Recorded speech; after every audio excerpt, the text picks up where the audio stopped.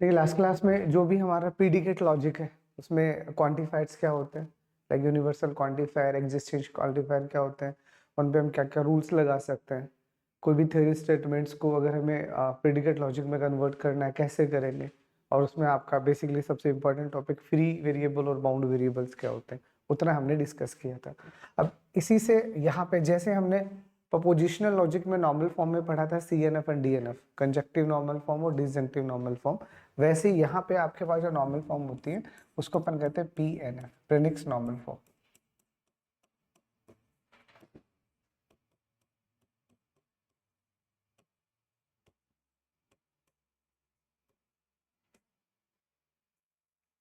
तो prenex normal form का simple सा मतलब क्या होगा, ठीक है, तो इफ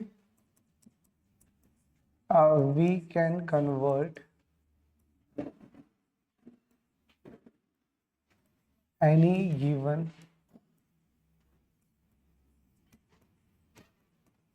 predicate logic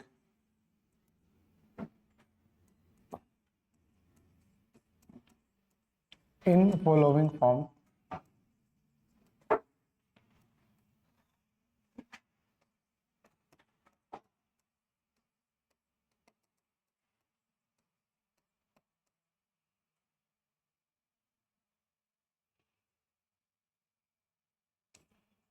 ठीक है, कोई भी स्टेटमेंट P मान लो, ठीक है, where Q1 Q2 and Q1 are quantifiers, ठीक है, वो क्वांटिफायर्स होंगे आपके,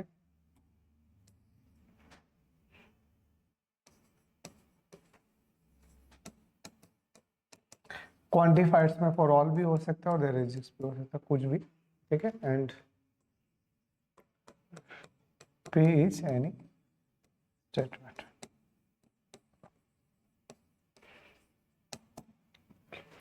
तो किसी भी गिवन प्रेडिकेट लॉजिक को अगर आप इस फॉर्म में कन्वर्ट कर दे तो इस फॉर्म का सिंटेक्स आपके सामने है, देख लो किस तरह से होगा कि जब आप इसमें कन्वर्ट करोगे तो जितने भी क्वांटिफायर वो पहले आने चाहिए, जितने भी क्वांटिफायर्स हैं वो पहले आने चाहिए, अंदर एक भी क्वांटिफायर्स नहीं होना चाहिए, सब बाहर आ जाने चाहिए, और यहाँ पे जो बच गया वो आपका स्टेटमेंट बच गया। तो सारे के सारे क्वांटिफायर्स को अगर आप एक जगह ला सको तो उस स्टेटमेंट्स को हम यहाँ पे कहते हैं प्रीडिक्स नॉर्मल फॉर्म।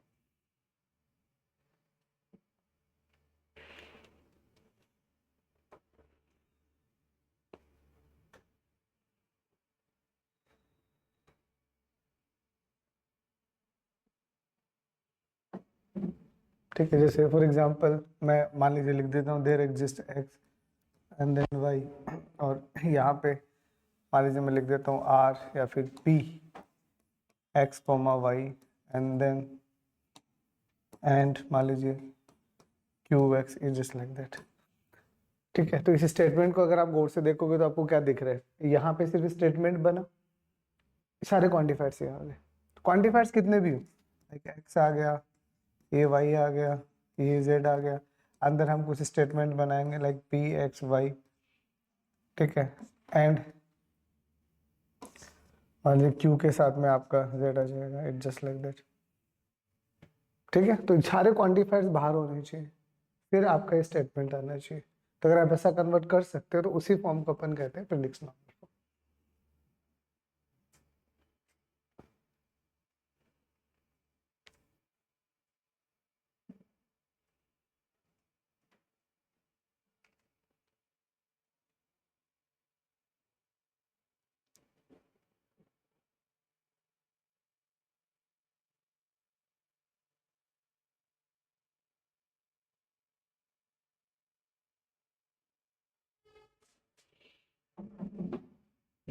ठीक है, तो अब अगर आपको कोई भी प्रेडिकेट लॉजिक दे रखे है और उसको प्रेडिक्स नॉर्मल फॉर्म में बनाना है तो कैसे बनाओगे, ठीक है, तो देखो, तो लिखो स्टेप्स लिख लो, ये PRENEX होता है, तब लिखो स्टेप्स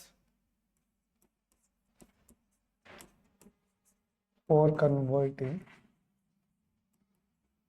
FOPL समझते हो ना, first order predicate logic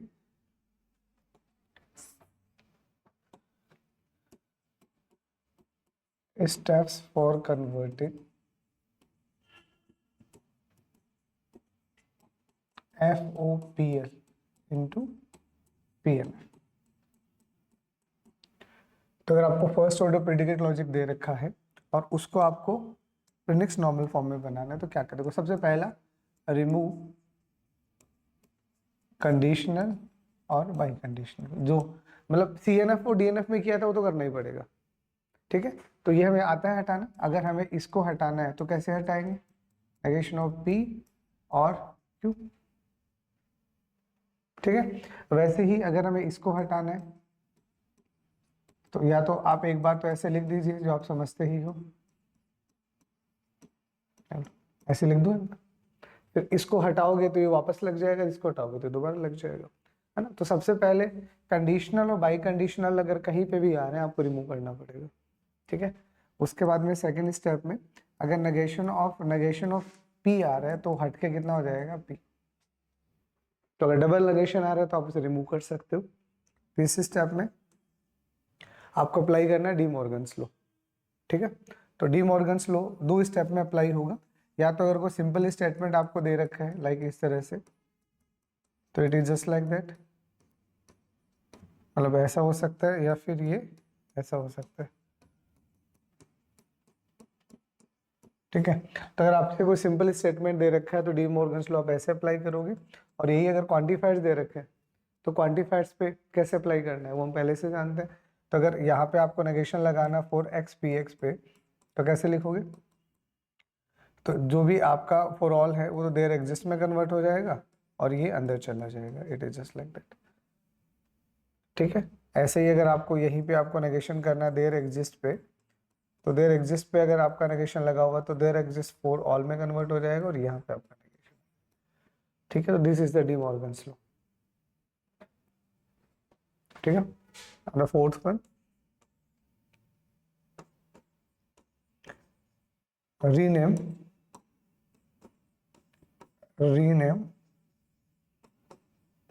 bound variables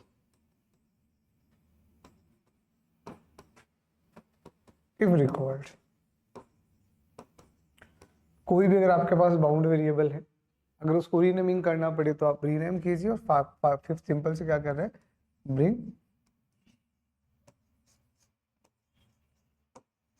all quantifiers at left side of statement।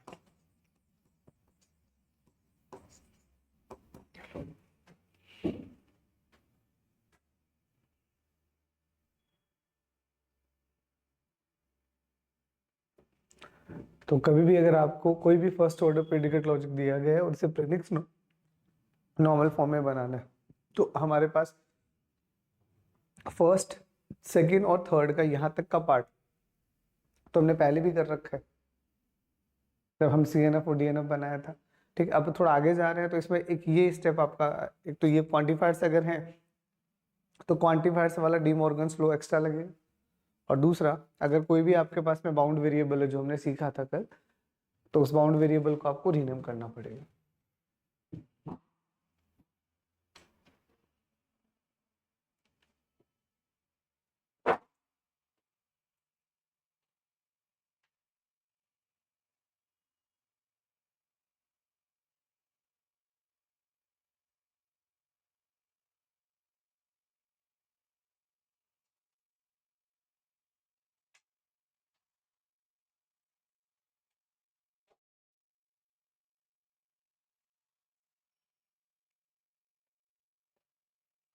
ठीक है, अब इसमें मैं कुछ एग्जांपल्स आपको बता देता हूँ थोड़ा बेटर क्लैरिटी के लिए। सबसे पहला एग्जांपल लिखिए, आपको दिया गया है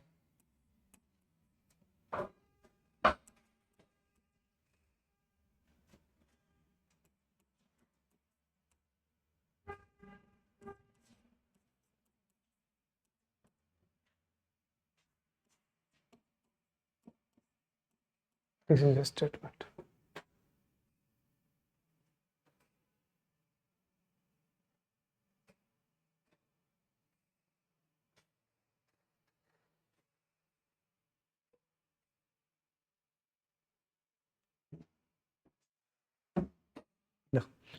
अब आपको अगर इसको प्रिनिक्स नॉर्मल फॉर्म में बनाना है तो जो जो स्टेप्स हमने पढ़ा है वन बाय वन करते हैं डिस्कस। सबसे पहला क्या है, कंडीशनल है, तो इस कंडीशनल को हटाएंगे। सीधे सीधे हमें फॉर्मूला पता है कि कहीं पे भी कंडीशनल आता है तो हम क्या करते हैं, नेगेशन ऑफ पी। ठीक है, तो यानी सबसे पहला काम हम क्या करते हैं, इसको हटाएंगे। तो देयर एग्जिस्ट, ये फॉर ऑल तो जैसा है वैसे का वैसा रहेगा, पहले वाले का नेगेशन हो जाएगा और यहाँ पे और आ जाएगा और यहाँ पे इसके साथ में क्यू एक्स वाई आ जाएगा। ठीक है, तो अगर आपके पास कोई भी कंडीशनल है, बाई कंडीशनल आता है तो हटाओ, तो इसको हटा दिया। दूसरा, नेगेशन ऑफ नेगेशन आता है तो उसको हटाओ, है ही नहीं। तीसरा, डी मॉर्गन्स लगेगा ही नहीं। चौथा, जो सबसे इंपॉर्टेंट है, और वो क्या है, और वो हमारे पास अगर कहीं पे भी बाउंड वेरिएबल आ रहा है तो उसे रीनेम करो। तो आपको कहीं पे भी यहाँ बाउंड वेरिएबल दिख रहा है, तो देखो यहाँ दिक्कत क्या है, यहाँ एक्स है, यहाँ एक्स है, तो ये एक्स अगर पूरे पे लग रहा है, हाँ तो फिर ये गलत है। अरे अंदर भी तो क्वांटिफायर आया है, मतलब इस क्वांटिफायर को आपको बाहर लेना है। तो जैसे सारे के सारे क्वांटिफायर एक साथ आ जाएंगे, क्या बन जाएगा, पी एन एफ बन जाएगा। तो अभी आपका क्वांटिफायर बीच में घुसा पड़ा है, तो इसको आपको हटाना है। तो इस क्वांटिफायर के लिए एक्स क्या है, बाउंड वेरिएबल, और यही एक्स आगे जाके यहाँ पे भी लगा हुआ है। It is just like the local variable और ग्लोबल वेरिएबल। जिस प्रोग्रामिंग में एक हम लोकल वेरिएबल लिखते हैं और एक ग्लोबल वेरिएबल लिखते हैं, तो लोकल वेरिएबल एक ब्लॉक के अंदर रहेगा और ग्लोबल वेरिएबल तो हर जगह काम आएगा। इसका मतलब ये वेरिएबल जो है ये इस पूरे में काम आ रहा होगा, नो डाउट, बट प्रॉब्लम वो नहीं है। प्रॉब्लम ये है कि ये इसका लोकल अपना वेरिएबल है। तो इसका मतलब अगर लोकल इसका अपना वेरिएबल है तो इसको अपने वेरिएबल से असाइन करो। तो ये वेरिएबल जो है और ये जो वेरिएबल है ये बिल्कुल अलग है। तो इसलिए आपको क्या करना पड़ेगा, ये जो बाउंड वेरिएबल है इसको आपको रीनेम करना पड़ेगा। तो हम क्या करते हैं, ये जैसा है वैसा रहने देते हैं, और ये इसमें दिक्कत है नहीं क्योंकि इससे पहले कोई क्वांटिफायर है ही नहीं, और यहाँ पे इसको रीनेम कर दो। फॉर एग्जाम्पल आप z कर दो, एक्स और वाई तो है, तो इसका नाम z कर दो, और जैसे ही आपने अब इसे z कर दिया ये क्या हो जाएगा, z में, क्योंकि इस x का ये वाला क्वांटिफायर है। तो इसका मतलब फिर अगर मैं इस वेरिएबल को बदल भी दूं तो फर्क नहीं बदलना चाहिए। तो अगर मैंने यहाँ बदला है तो यहाँ पे भी बदल दिया। अब इस क्वांटिफायर को अब बाहर ले आओ, स्टेप नंबर 5। अब जितने भी क्वांटिफायर हैं सबको लेफ्ट में कर लो, सीक्वेंस नहीं बदलना, जो जिस सीक्वेंस में आएगा उसी सीक्वेंस में बाहर लेना है। तो फॉर ऑल एक्स पहले है, उसके बाद में ये देयर एग्जिस्ट दूसरा आ जाएगा। अब ये बाहर ले आओ, और यहाँ पे अब नेगेशन के साथ p और q के साथ में z y। तो लो, सारे के सारे क्वांटिफायर एक साथ आ गए और ये आपका बचा हुआ स्टेटमेंट आ गया। तो दैट इज व्हाट, तो that is your P N F, बन गया पी एन एफ। अब x पे ये वाला क्वांटिफायर काम कर रहा है और z और y, z पे ये वाला क्वांटिफायर काम कर रहा है, तो नो कंफ्यूजन। तो आपने जैसे ही बाहर रख दिए, हर एक क्वांटिफायर जहां जहां यूज होने वाला होगा वहां ऑटोमेटिक यूज हो जाएगा। तो दैट्स ऑल। सर आपने z या जो स्टेटमेंट सेकंड में आपने z लगा दिया तो उसमें अपन लिखना ही पड़ेगा कि स्टेटमेंट की अपने चेंज किया वेरिएबल। आपको रूल्स आने चाहिए, और आपको रूल्स आते हैं तो बता, आपको तो स्टेप्स लिखने हैं। एग्जाम में अगर आपको लिखना है, अगर ये क्वेश्चन आता है तो फॉलो द स्टेप। अब आप इन जनरल कहीं बताना चाह रहे हो तो यहाँ पे आपने जो जो स्टेप्स लगाया वो लिखते जाओ, क्या दिक्कत है, वो तो अच्छा एक्सप्लेनेशन। अरे आपको आता होगा तभी तो कन्वर्ट किए, तो आपने जो कन्वर्ट करके कोई रूल लगाया होगा वो रूल आप यहाँ ब्रैकेट में लिख सकते हो। ठीक है, जैसे आपने ये वाला मैंने पहले लिख दिया, पर टेक्निकली यहाँ नहीं लिखने का है, यहाँ लिखने का है कि भैया P इंप्लाइज Q कहीं पे भी है तो हम उसे नेगेशन ऑफ P और Q लिख सकते हैं। यहाँ पे हम सिंपल सा क्या बोल रहे हैं, यहाँ पे ये बोल रहे हैं कि x इज, तो मतलब लिखना चाह रहे हो तो x is bound for this. ठीक है, तो से चेंज इन कुछ भी वेरिएबल लाइक z, तो मैंने z में चेंज कर दिया। तो ये x, यहाँ जो x है इसके लिए मैंने उसको चेंज किया, ये वाला x नहीं बदलेगा, ध्यान रखना, क्योंकि इससे पहले कोई क्वांटिफायर है ही नहीं।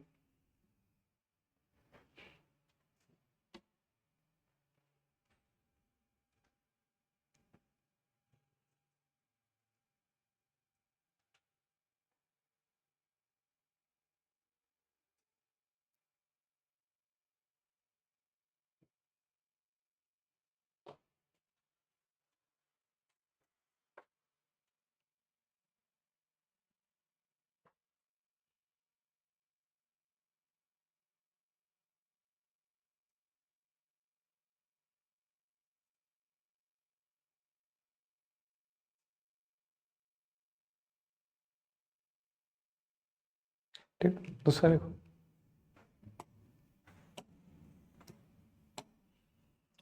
अन्य सेकंड एग्जांपल आपको दिया गया है।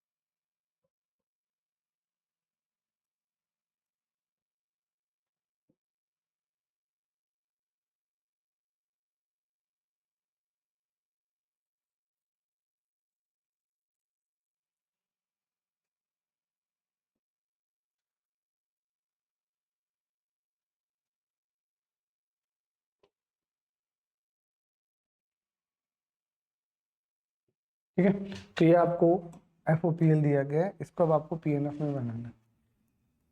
तो देखो, तो 1 बाय 1 चलेंगे। तो सबसे पहले इस ब्रैकेट के अंदर पहले ये लगा हुआ है, तो पहले इसको हटाए, पहले ये हटेगा और उसके बाद में ये हटेगा। ठीक, तो पहले स्टेप में ब्रैकेट का ध्यान रखना, एक भी ब्रैकेट को गलत मत लगा देना, क्योंकि सारा खेल ही ब्रैकेट्स का है। ठीक है, अब ये पूरा कंप्लीट ब्रैकेट है ऐसे, ये अभी हम ऐसे ही रख देते हैं। अब इसको पूरा बदल रहे हैं, तो एक बार पूरा ब्रैकेट आएगा।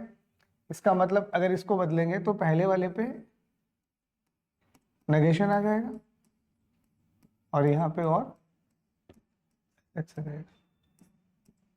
हो गया। मतलब हमने सबसे पहले ये वाला हटा दिया, हट गया। अब ये वाला हटे, तो ये वाला हटाएंगे तो इस पे नेगेशन आ जाएगा। ठीक, तो इसका मतलब यहाँ पे जो है वो एज इट इज आ जाएगा, और यहाँ इस पहले वाले पे जैसे जो है वो मैं एज इट इज लगा रहा हूँ। अब ये नेगेशन इस पूरे पे लगेगा,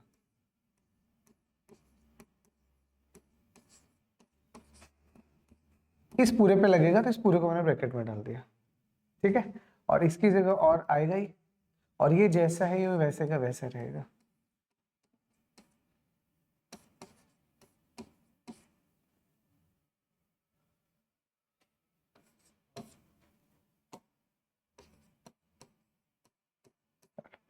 हो गया। अब यहाँ से नेगेशन का नेगेशन है, तो अभी हटाएंगे अपन लोग, तो यानी यहाँ से ये देयर एग्जिस्ट एक्स तो आएगा ही आएगा। अब नेगेशन का नेगेशन करोगे तो नेगेशन से नेगेशन हट जाएगा और सिर्फ इतना ही बचेगा। एक नेगेशन पहले से था, एक और आ गया, तो नेगेशन का नेगेशन कैंसिल आउट हो जाता है, तो ये तो सिंप्लीफाई हो गया। ठीक है, और अब इसको देखोगे तो यहाँ पे आपका नेगेशन लगा हुआ है, तो अगर बाहर नेगेशन लगा हुआ है तो हम चेंज कर सकते हैं। अभी रूल लिखवाया था, अगर इस नेगेशन को आप हटाओगे, ठीक है, तो ये नेगेशन यहाँ पे आ जाएगा और ये किसमें कन्वर्ट हो जाएगा, फॉर ऑल में। ठीक है, इसका मतलब इस नेगेशन को अगर आप अंदर लेके जाओगे तो ये तो फॉर ऑल हो जाएगा और ये यहाँ नेगेशन ऑफ आर सेट हो जाएगा। ठीक है, और दूसरा वाला जो है वो वैसे का वैसा रहेगा। अब तीसरा, अब कहीं पे भी अगर हमें किसी बाउंड वेरिएबल को बदलना पड़े तो बदलो, तो पहले चेक कर ले कहीं को बाउंड वेरिएबल आ तो रहा है क्या। तो सबसे पहले यहाँ y है, तो यहाँ x है, तो ये तो बाहर की तरफ है, रहने दो, कोई पंगा नहीं है। ठीक है, अब ये y है तो इसका अपना y है, हाँ तो कोई दिक्कत नहीं है। ठीक है, ये z है तो इसका अपना z है, हाँ तो कोई दिक्कत नहीं है। तो मतलब बाउंड वेरिएबल है जरूर, बट रीनेम करने का नीड है क्या। रीनेम कब करते हैं, जब एक ही वेरिएबल दो बार आ जाए।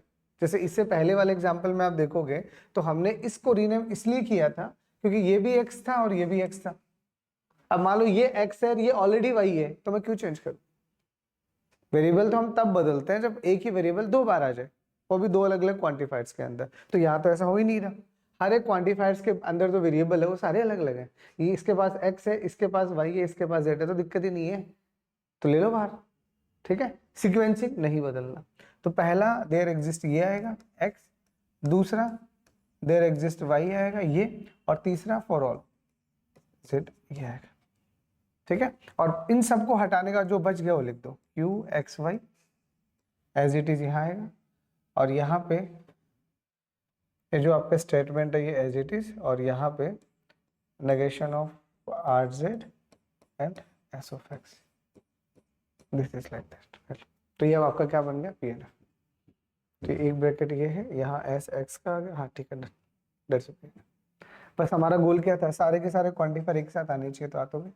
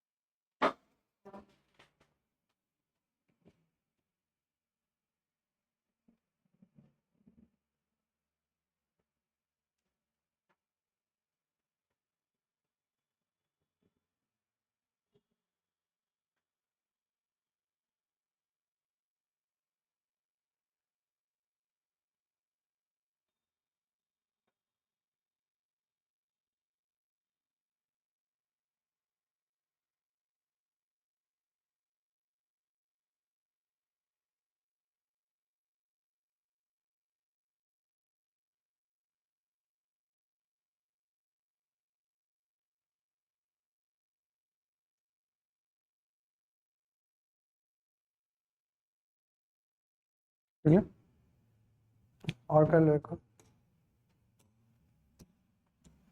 पहले तीसरा एग्जांपल एक और करवा देता हूँ, आपको दिया गया है।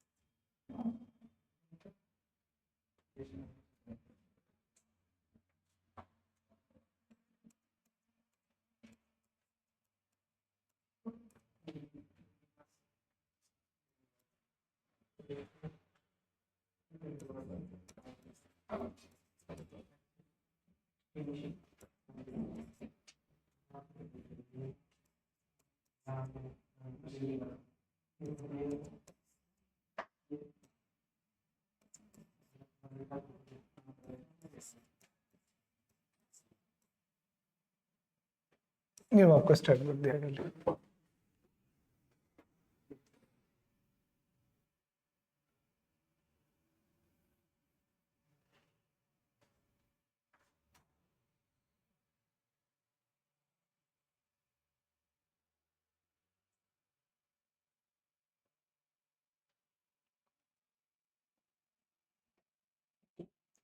ब्रैकेट का पूरा ध्यान रखना, सबसे बड़ा खेल यहाँ पे ब्रैकेट का ही होता है। तो अब इसको देखोगे तो देखो, ये बाहर दो क्वांटिफायर्स लगे हुए हैं, ये वाला क्वांटिफायर जो है ये इस पूरे ब्रैकेट पे लगा हुआ है, और ये वाला जो क्वांटिफायर है ये इस पे लगा हुआ है, और पूरे ब्रैकेट के बाहर ये लगे हुए हैं। तो इनकी सबसे पहली चीज, इनकी आपको स्कोप पता होना चाहिए। स्कोप मतलब ब्रैकेट, तो अपने सीखा था, ठीक है। तो वन बाय वन हटाते हैं। तो सबसे पहले तो ये हटेगा, ठीक है। तो इसका मतलब यहां से आपका फॉर ऑल एक्स और फॉर ऑल वाई, ये तो रहा बाहर। अब ये आपका मैन ब्रैकेट है, ठीक है। अब सबसे पहले हम इसको हटा रहे हैं, तो कैसे हटाओगे, पहले पे नेगेशन आएगा, तो ये नेगेशन आपका यहाँ आएगा,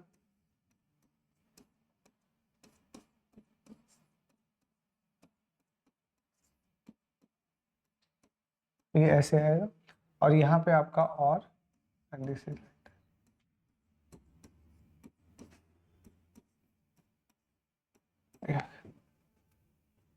आ गया। तो सबसे पहले जो हमारे इम्प्लाइज था उस इम्प्लाइज को हमने हटा दिया, ठीक है। उसके बाद में अब यहाँ लगा हुआ नेगेशन, तो अब इस नेगेशन को जब आप हटाओगे तो this is for all x, और ऑल वाई। जब तक ये नेगेशन हटेगा नहीं, बाहर नहीं निकलेगा। तो इस नेगेशन को हटाओगे, तो इस नेगेशन पे अगर इसको लगाओगे तो देयर एग्जिस्ट किस में कन्वर्ट हो जाएगा, फॉर ऑल में, फॉर ऑल में। और अब ये अंदर जाएगा, तो अंदर जाएगा तो दोनों पे नेगेशन लग जाएगा। इसका मतलब ये नेगेशन ऑफ पी के साथ में एक्स वाई आ जाएगा, और एंड का और हो जाएगा, और नेगेशन ऑफ क्यू के साथ में वाई जेड हो जाएगा। ठीक है, ये ब्रैकेट पूरा। और फिर यहाँ पे ये जो लगा हुआ है इसमें कोई दिक्कत है नहीं, ये तो एज इट इज ही लगा रहे। और R x y it is like that. ठीक है, अब सारे हट गए। अब आपको देखना है कहीं कोई वेरिएबल का रीनेमिंग करना है क्या आपको। एक्स वाई बाहर है, यहाँ पे z है और यहाँ पे u है। रीनेम कैसे पता चलेगा, क्या किसी क्वांटिफायर के पास में एक ही वेरिएबल दो बार आ रहे हैं, यहाँ पे x आ रहा है, यहाँ y आ रहा है, यहाँ z आ रहा है और यहाँ u आ रहा है, क्यों चेंज कर रहे हो, तो नीड ही नहीं है, ले लो बाहर सबको। इसका मतलब ये फॉर ऑल x आ जाएगा, ये आपका फॉर ऑल y आ जाएगा, यहाँ पे फॉर ऑल z आ जाएगा, लग गया। और उसके बाद में ये आपका देयर एग्जिस्ट ऑफ u आ जाएगा, सब निकाल लो। अभी इसको हटा के जो बच गया वो लिख दो। तो जैसे ही इसको हटाओगे, दिस इज लाइक दैट।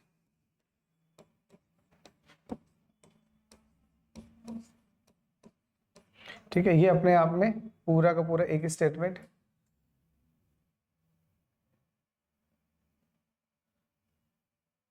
ठीक है, और यहाँ को ब्रैकेट लगाओ, और फिर यहाँ पे ये और आर के साथ में एक्स वाई, और ये पूरा ब्रैकेट है बंद हो गया। This is answer. तो जितने भी क्वांटिफायर से बाहर आ गए सारे एक साथ, और अंदर जो जब बचा वो वैसे का वैसे बच जाएगा। तो दैट्स योर पीएन। तो सिंपल से है बस, रूल्स अगर आपको ध्यान है फिर तो दिक्कत ही नहीं।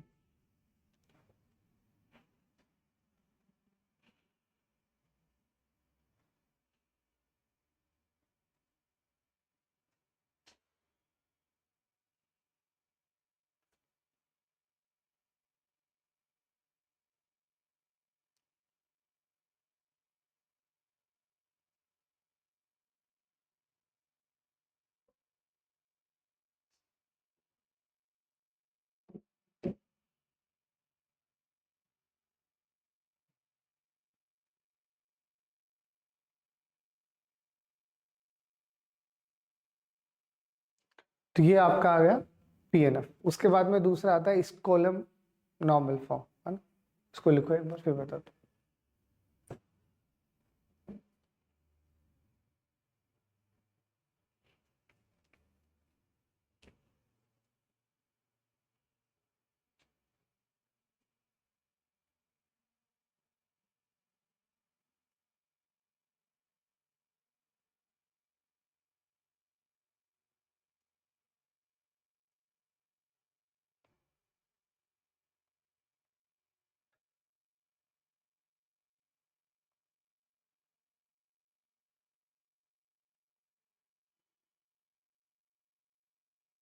ठीक, देखो नेक्स्ट अब आपके पास आता है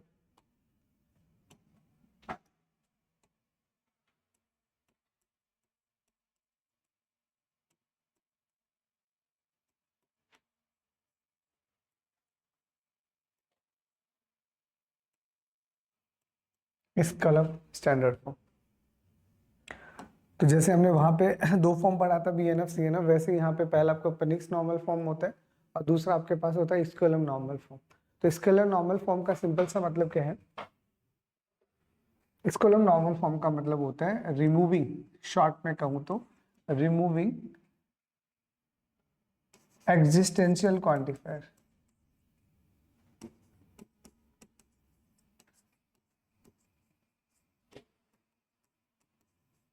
ठीक है, removing existential quantifier either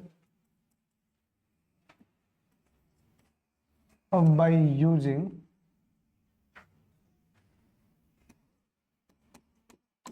is column constant or is column function is called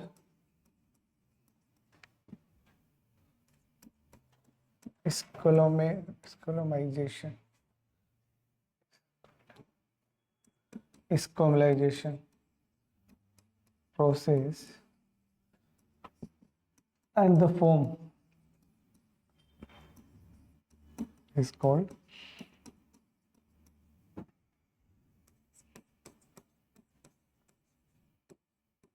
इस कॉलम स्टैंडर्ड फॉर्म। तो अगर आप इस कॉलम स्टैंडर्ड फॉर्म की बात कर रहे हो तो इस कॉलम स्टैंडर्ड फॉर्म का मतलब स्क्वमलाइजेशन। स्क्वमलाइजेशन का मतलब सिंपल सा क्या है, यूनिवर्सल क्वांटिफायर तो एज इट इज रहेगा, वो नहीं हटता। हमें क्या करना है, जो एग्जिस्टेंशियल क्वांटिफायर जितने भी उन सबको हटा ही देना है, रिमूव कर दो। तो आपको एग्जिस्टेंशियल क्वांटिफायर हटाना है, बट एग्जिस्टेंशियल क्वांटिफायर हटाओगे किससे? या तो आप किसी कांस्टेंट से हटाओगे या किसी फंक्शन से हटाओगे। ठीक है, तो सिंपल सा क्या है, जो भी आपका एग्जिस्टेंशियल क्वांटिफायर है या तो उसे किसी कांस्टेंट से हटाना है या किसी फंक्शन से हटाना है। तो अगर आप उसे हटा रहे हो तो उस प्रोसेस को हम बोलते हैं स्क्वमलाइजेशन। और इस प्रोसेस को परफॉर्म करने के बाद में जो भी फॉर्म बना, that is called Skolem standard form. ठीक है, तो अब अगर आपको स्कॉलम स्टैंडर्ड फॉर्म यूज करना है तो पहले मैं इसके स्टेप लिख दूं, है ना, फिर उसके बाद में ये क्या है स्कॉलम वेरिएबल्स और क्या है स्कॉलम फंक्शन और समझाता हूं। तो 3 स्टेप का काम है, नथिंग एल्स, और कुछ नहीं करना। 3 स्टेप में सबसे पहले कन्वर्ट जो भी आपको एफ और पी एल दे रखा है इनटू पीएनएफ। तो उसके लिए सबसे पहले आपको देखो पीएनएफ आना चाहिए, तो इसीलिए पहले पेनिक्स नॉर्मल फॉर्म सीखा है। पेनिक्स नॉर्मल फॉर्म इसी दिन के लिए सीखा है, convert F O P L into PN.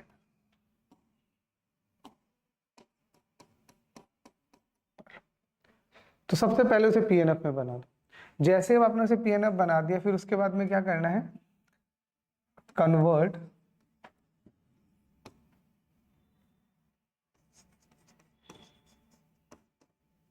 Quantifiers free statement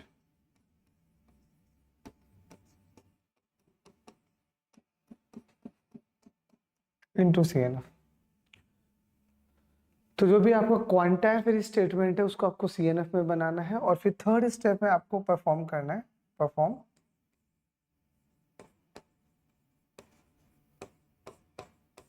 exclamation, that is remove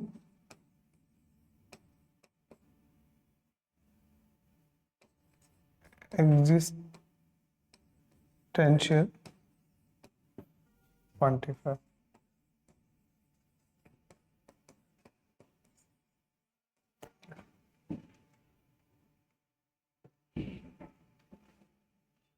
तो ये 3 स्टेप आपको फॉलो करना है। बस उन 3 स्टेप में पहले क्या करना पड़ेगा, आपको पहले पीएनएफ बनाना पड़ेगा। तो अगर आपको पीएनएफ आएगा तब जाके आप स्कॉलम फॉर्म बना पाओगे, नहीं तो ये कभी नहीं बना पाओगे।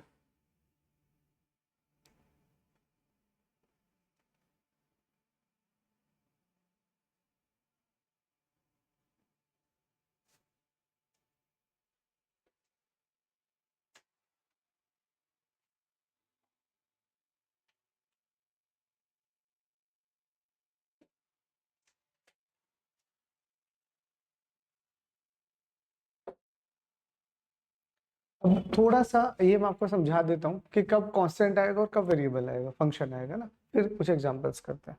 तो जो स्क्यूमुलाइजेशन वाला प्रोसेस है उसमें या तो आप कोई वेरिएबल यूज करने वाले हो या आप कोई फंक्शन यूज लेने वाले हो।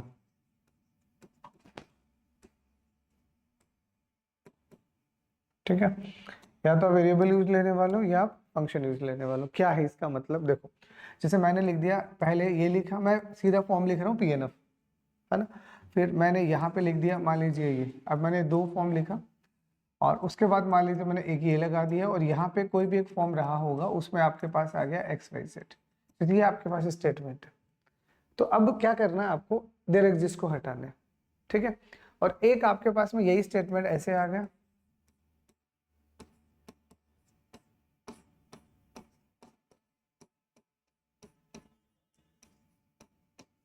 एक ही आपके पास ऐसा।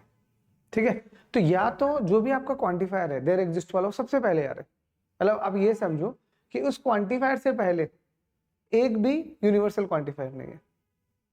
तो किसी भी एग्जिस्टेंशियल क्वांटिफायर से पहले अगर कोई भी यूनिवर्सल क्वांटिफायर नहीं है तो आप उसे सीधा हटा दो और उसकी जगह कांस्टेंट लगा दो, उसको हटा दो और उसकी जगह कांस्टेंट लगा दो, मतलब ये हट जाएगा।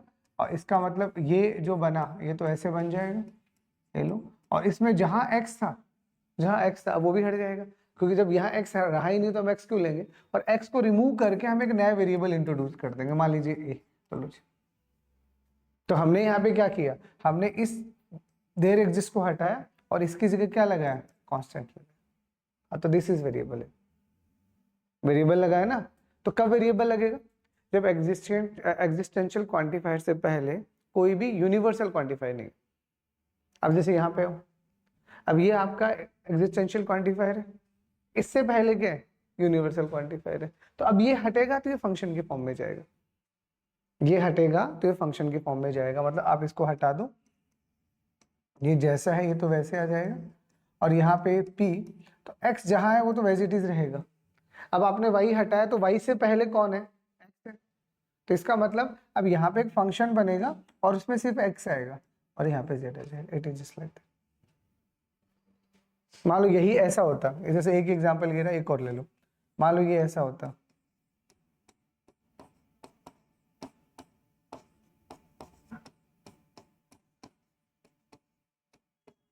जैसे ये आ गया, आ गया। तो अब इससे पहले कितने क्वांटिफायर है, तो इसका मतलब ये हटेगा, ये हटेगा, एक्स वाई है वो तो एज इट इज आ जाएंगे, इसकी जगह फंक्शन आएगा, इसकी जगह फंक्शन आएगा, और उससे पहले कितने वेरिएबल है, मतलब कितने क्वांटिफायर थे, यूनिवर्सल 2, तो उन दोनों में जितने वेरिएबल है वो दोनों के दोनों आपको लिखने पड़े, ये है इसका मतलब। तो स्क्वेमलाइजेशन का मतलब एग्जिस्टेंशियल क्वांटिफायर को हटाना है और उसकी जगह पे या तो कोई कांस्टेंट यानी कोई वेरिएबल आएगा या फंक्शन आएगा। तो वेरिएबल कब आएगा, जब एग्जिस्टेंशियल क्वांटिफायर से पहले कोई भी यूनिवर्सल क्वांटिफायर नहीं है, ठीक है। और फंक्शन कब आएगा, जब उससे पहले कोई यूनिवर्सल क्वांटिफायर आता है। तो जितने आते हैं उन सब के वेरिएबल्स लिखने पड़ेंगे। तो बस यही है स्क्वेमलाइजेशन प्रोसेस, ठीक है। अब मैं इसको एक दो एग्जांपल से समझा देता हूँ।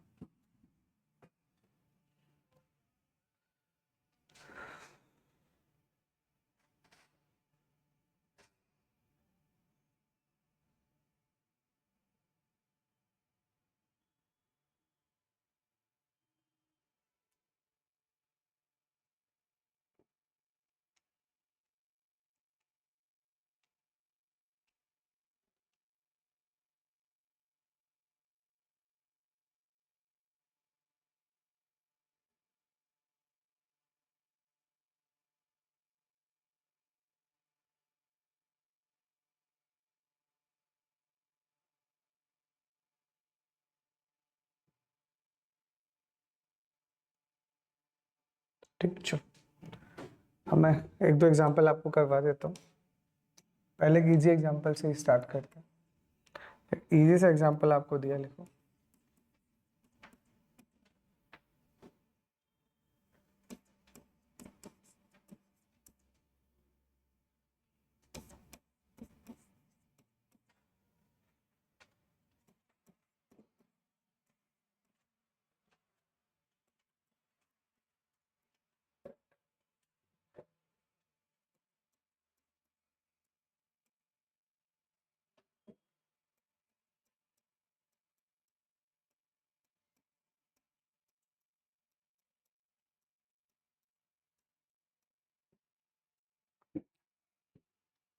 इसमें ये सिर्फ आपको क्या करना है, पहला और दूसरा स्टेप तो करना ही नहीं है। पहला स्टेप पीएनएफ में बनाने का नीड ही नहीं है, क्यों, क्योंकि सारे के सारे क्वांटिफायर्स बाहर हैं। दूसरा स्टेप सीएनएफ बनाने का नीड ही नहीं है, क्योंकि एक ही स्टेटमेंट है। तो सीधा तीसरा स्टेटमेंट यानी स्क्वेमलाइजेशन परफॉर्म करना है। तो देखो, तो एक लाइन का आंसर है इसका। तो ये पहले आ रहे हैं, मतलब अब सिंपल से हम क्या देख रहे हैं कि सिर्फ कहाँ कहाँ पे आपके एग्जिस्टेंशियल क्वांटिफायर है उनको मार्क कर लो, कर लिया।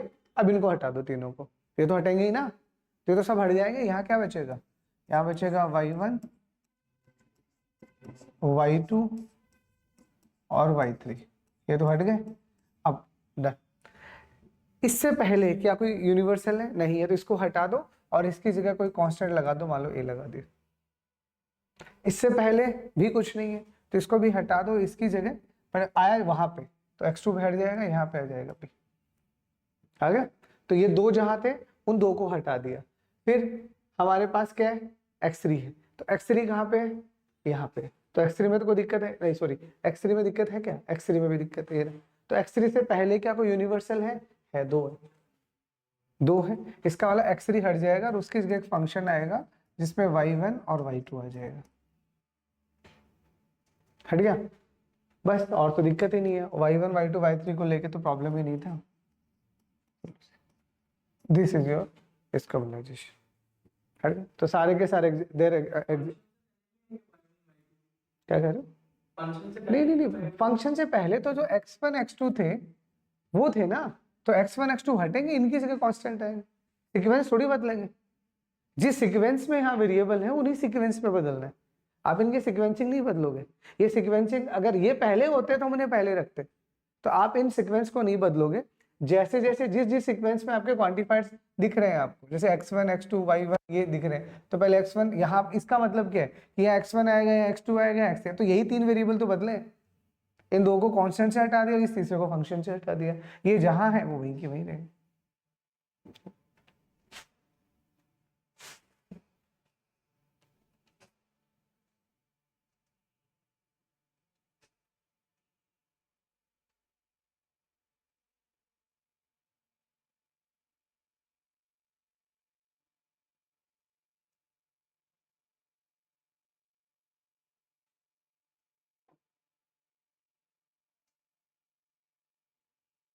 एक एग्जांपल और कर रहा तो लिख लो।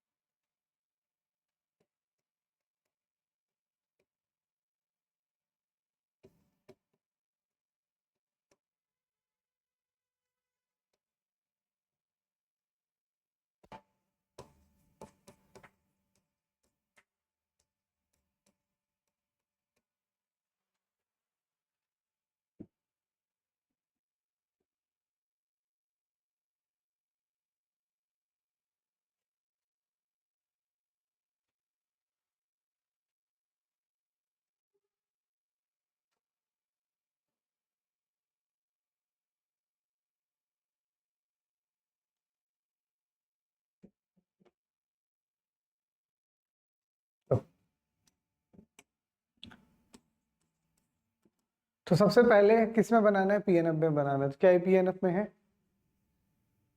नहीं है, क्योंकि ये क्वांटिफायर्स अलग और ये क्वांटिफायर्स अलग है। सारे क्वांटिफायर्स एक साथ होने चाहिए। ठीक है, इसका मतलब यहाँ से पहले वाले में तो ठीक है, हम दूसरे वाले पे फोकस करते हैं। तो दूसरे वाले में अगर फोकस करोगे x1 x2 रिपीट हो रहे हैं, तो रिपीट हो रहा है इसका मतलब उसका नाम बदलना पड़ेगा। बाउंड वेरिएबल है ना वो। तो इसका पहली स्टेप में आप क्या लिखोगे?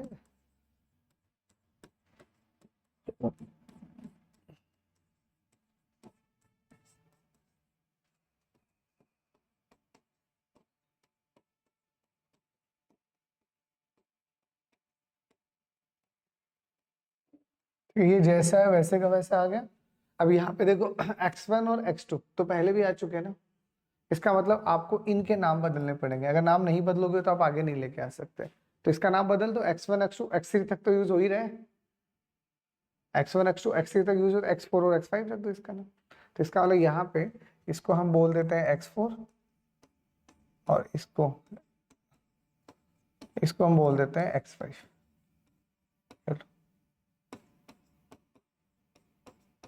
ओके, अब उसके बाद में जहाँ x1 है वहाँ पे x4 लिख दो, और जहाँ पे x2 है वहाँ x5 लिख दो। बाकी y3 y4 एक ही बार आए हैं तो इनको बदलने का नीड नहीं है। ठीक है, अब सारे क्वांटिफायर एक साथ, सीक्वेंस में ही बदलना, याद रखना।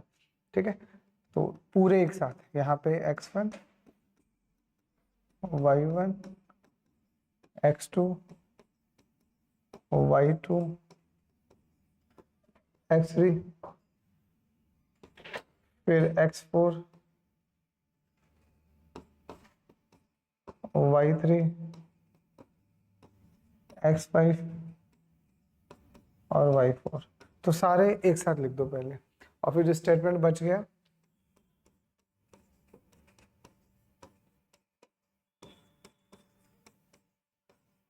ये एक साथ आ जाएगा, और यहाँ पे